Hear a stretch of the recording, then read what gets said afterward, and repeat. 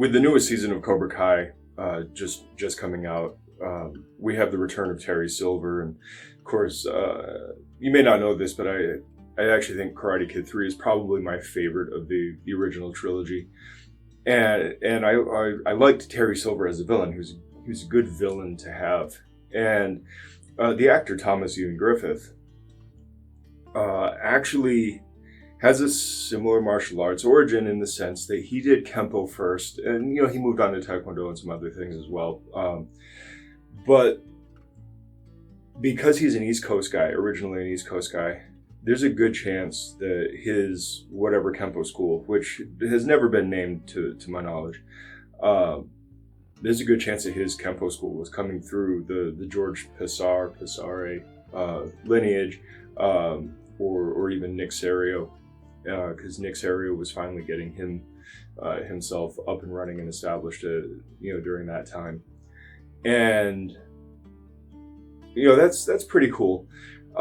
In fact, in an interview, he had a story about he had been doing Kenpo, and then one of his friends was doing some Taekwondo kicks, and he was really impressed with that, and so he really wanted to do that too. And some of that is there was this kind of rivalry between Kenpo and Taekwondo, and honestly, it's kind of a McDojo rivalry. Before the arts were McDojoified, but in a sense, it's kind of how it ended up turning out.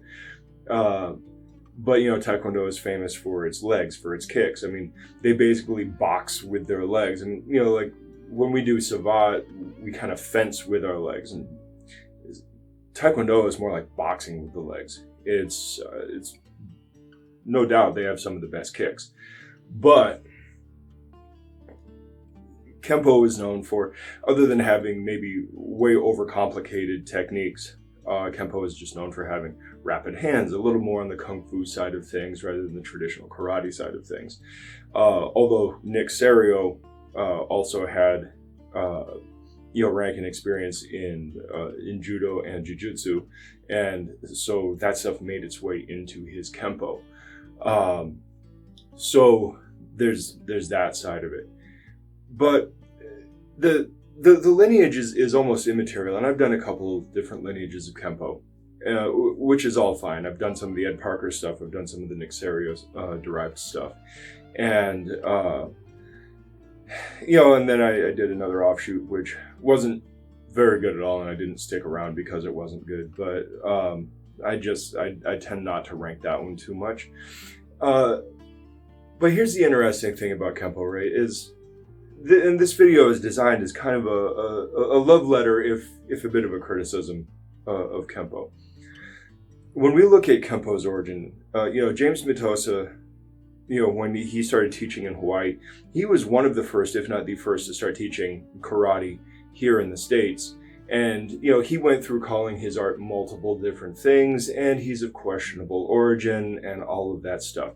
Pretty much just Bruce Juchnick is the one that is carrying on his tradition. Everybody else is pretty much coming through William Chow. And then there's debate, did William Chow train with Mitosa? Did Chow train under Mitosa? Were they friends doing a knowledge exchange? We don't know. There is so much unknown history there, and the fact is that everybody, all the interested parties are pretty much dead, so you're never going to get anything but stories. But what's interesting about Kenpo is that Kenpo was basically brought up street fighting. The Americans who were training it under Mitosa and Chow were very often military guys, who were stationed in Hawaii, and of course they brought with them their experience in boxing and judo and wrestling, things that were common in the army, and combatives, street fighting intent. William Chow was known for actually sneaking onto army bases and testing himself against the soldiers in fights. When you look down the line, you get into guys like Professor Emperado, who created the Kajukenbo line. Most of those guys have arrest records. It was built on street fighting, which, to be fair, most of these old martial arts kind of were. They were based on street fighting, they were not like, they weren't courtly dueling methods, they were scrapping methods.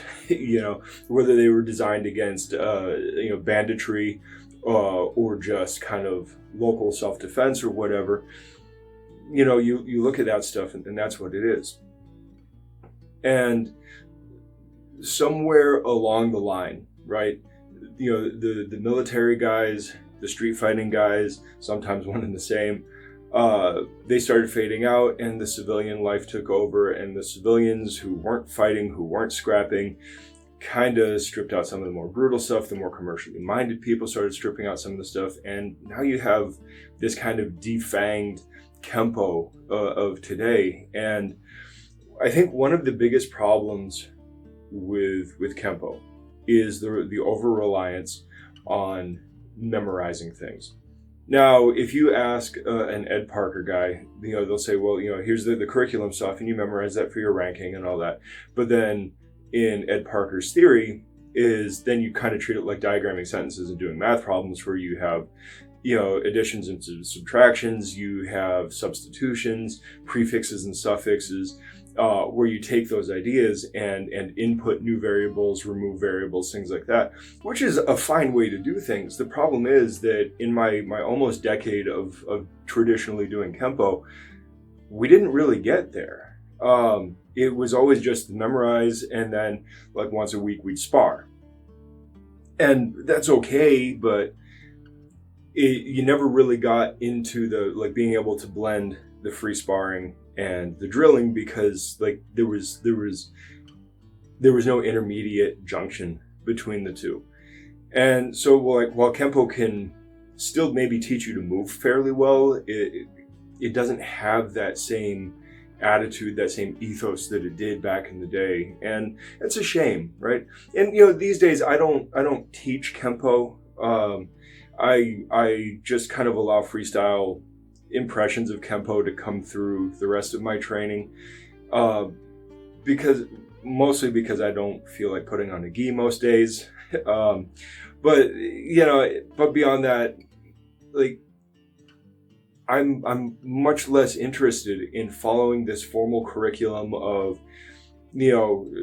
12 to 25 forms and 30 memorized techniques, and I'm just less interested in that, and I'm more interested in actual functional application and whatnot. So my practice of Kenpo, other than occasionally revisiting the forms for myself, is all just freestyle now, which is fine because my primary thing is Wing Chun, as of course applied more towards an MMA mindset. I kind of made the joke the other day that Kenpo is just anarcho karate, and not in the sense that it's disorganized, or in the sense that it is free from tradition or anything like that. But when you go back to the origin points of Kenpo, both the murky, blurry origin point of Mitosa and Chow, and what were they actually doing, and how much was ad hoc, and all that. But it's also in the sense that Kenpo has never been shy about adopting something that makes some more sense. In the 90s, we had that movie, The Perfect Weapon, with Jeff Speakman. And the second Kenpo school I went to was AKKS, his old organization before the whole Kenpo 5.0 thing. So the Jeff Speakman Kenpo karate was, it was just like raw Ed Parker Kenpo karate, and it was karate with a street fighting attitude. And, it was a lot of, takedowns and grab you to hit you kind of stuff. Most of the kicks are low kicks. It kind of retained that early idea. And, look, Jeff Speakman was reasonably legit for his day, but I kind of think that Kenpo kind of died with his career.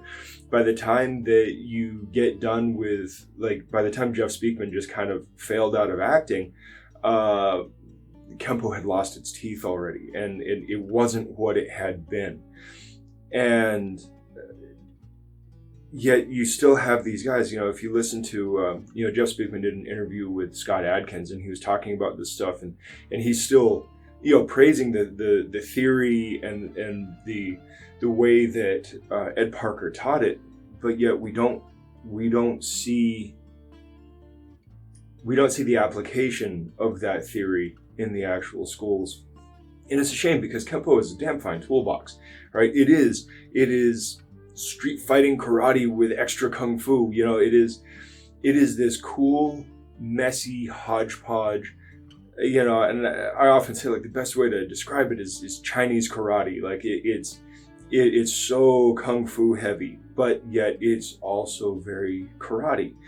And when you look at some of the influences of, say, Mitosa, and then down the line going through guys like, the Kaji Kenpo guys who legitimately added, judo into the mix, and you look at Nick Serio, who added his judo and jiu-jitsu experience to it, and you even look at early, James Matosa stuff or Bruce Jucknick's stuff, and there's a lot more grappling. It's a lot more of the Goshin Jutsu style, where it's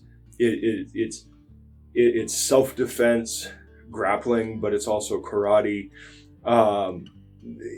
It's a weird hodgepodge of Chinese boxing and Japanese grappling, and maybe only 10 to 25% Japanese grappling, but it's in there. It's street fighting. It's not really like sports stuff. It's a really cool toolbox. It's a really, really cool toolbox. And you can take the boy out of Kenpo, but you can't take the Kenpo out of the boy, kind of thing. It's always going to be there, and it's good stuff. The problem is it's the training method, and it's always going back to the training method. The training method has to be, we know this, it's sport specificity, task specificity. The training has to be closer to the task that you are preparing for. And Kenpo's kind of lost that, and Taekwondo's kind of lost that. I've never done Taekwondo myself, but I've trained with a lot of Taekwondo guys, from both MMA and then just knowledge trades and friends and whatnot. And I tell you, and I'm familiar with how they move, and some of them kind of opining on how it's not what it used to be. And when you look at these arts that have kind of become McDojos, a lot of that is just, it's the commercialization of it. You strip things down to reach a wider audience for better commercial success, because let's face it, martial arts really has never been that sexy, and it's hard to make a living doing it. That's why a lot of guys end up just having a regular day job and teaching a few nights a week or whatever. But the fact is that these arts can be applied for full functionality. These arts can be trained for full functionality. And I will forever love Kenpo. And there's a good chance that I will probably never set foot in another Kenpo school, but it gave me the foundation that I work with. And even though I consider Wing Chun my core now, like, it's still built on a foundation of Kenpo, and it's always going to be part of who I am, And when you look at the word Kenpo, right? The Japanese translate it as Kenpo, and they use it in the generic sense of, it means Chinese martial arts, and sure, right? And to a point where even like Japanese Kenpo was kind of a synthesis between like Kenwa Mabuni's stuff and the Japanese Jiu-Jitsu stuff, so it's even more grappling heavy. Motobu Choki referred to his style as Kenpo before it got called karate. Like, it just meant Chinese boxing, right? And then when you translate Kenpo directly from the Chinese into English, it literally just gets translated as boxing, fist fighting, right? Literally translates as like fist law, and no, it doesn't mean law of the fist, right? Law also means like principality, jurisdiction, domain, even method, right? So the idea is that what it basically means is it's a fist method. It's a fist fighting style. It's a way of fighting with the fist as opposed to, say, weapons or grappling. And so, when you translate Kenpo when you translate, Chuanfa from the Mandarin, it just means boxing, right? It's just Chinese boxing. And I think that is one of just the best ways to think about about Kenpo. Like, what are we doing? Like, when we go back to original intent, what are we doing? Right? Is it karate? Is it kung fu? What is it? It's old world classical style non-sport boxing. It's fist fighting. It's just fist fighting. Whatever that application you want it to be, it's fist fighting. And there's a lot of good to be had there. And so, you know, I'm proud of this, right? And I love the fact that I have roots in Kenpo, and I love the word Kenpo. And I mean, to the point where I actually use it. I don't know if you can, yeah, you can't see it, it's faded, but I use the actual characters, Kenpo or Chunfa, in the Black Sun Boxing characters, because it not only does it call back to my roots, but because I have continued in the Chinese martial arts, it is accurate to what we do, and that's what we're talking about, right? So yes, there's Western boxing, American boxing, and what we do, of course, there has to be. You know, between the Savate and training with boxers and kickboxers for MMA, that has to come in, right? It's how people fight, and you have to be able to train that and deal with that. But it's also the old school, the old world methods. And a lot of that is, I'm going to grab you and hit you first. I'm going to throw you to the ground. That's what we're talking about. And that is, it's really powerful stuff. But yeah, I mean, this is really just kind of a chance for me to ramble on about Kenpo. And you're probably not going to find a good school. I mean, if you find a good teacher, that's great. You're probably not going to find a good school, at least not commercially available. But there's good stuff to be had there, right? And if you want to know more about Kenpo, you know, go and pick up some of the books on Kenpo from the old days. You know, some of the old Ed Parker books. You know, some of the earlier books. You know, from like the 80s, maybe even the early 90s, but you know, stuff from the 80s and whatnot. Stuff that's retrospectives. Pick that stuff up. You're probably not going to learn any new techniques. If you've been doing martial arts for a while, you'll have seen it all before, right? It's just kung fu and karate. It's basic stuff.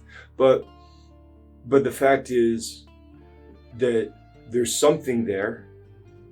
There's absolutely something there woven into the fabric of it. And it's a shame of what it's turned into. So, you know, again, this video is both a love letter and a criticism of Kenpo. I love Kenpo, and I will always love Kenpo. I'm probably not ever going to teach the forms. I'm probably never going to teach the combinations. You know, I've clearly recorded them, you know, for my own memory, you know, if nothing else. But the fact is that it is good. It is there, but it's going to be really hard to find a teacher. And, you know, I don't know if it is a culture, a community that can be reclaimed. I don't know that that's possible, but you know, for those of us that kind of came up at the end of the old school, you know, cheers. You know, dying breed. You know, maybe something will happen and something will change, but I just don't have that foresight. So I'm done rambling, and I will talk to you guys later. Good journey. Hey, thanks for watching. Like, subscribe, share, do all the other social media stuff. You can check out our other socials, as well as take a look at some of the merchandise that we have for offer in the links below. And if you happen to be in the Phoenix metro area, stop in, come in for a class, come in just to say hi.